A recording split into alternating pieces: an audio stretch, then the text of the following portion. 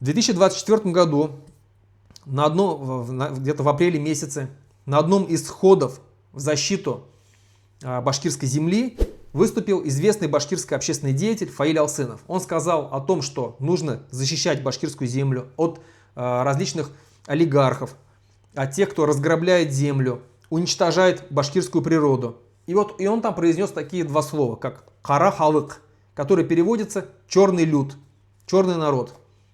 Это в простонародье, в башкирских словах, в простонародье говорится о простом народе. Простой народ, черный люд, чернорабочие. Их называют кара халык. Это не только у башкир, это у многих тюркских народов такое словосочетание есть. За эти слова его посадили на 4 года общего режима, реального срока. 4 года.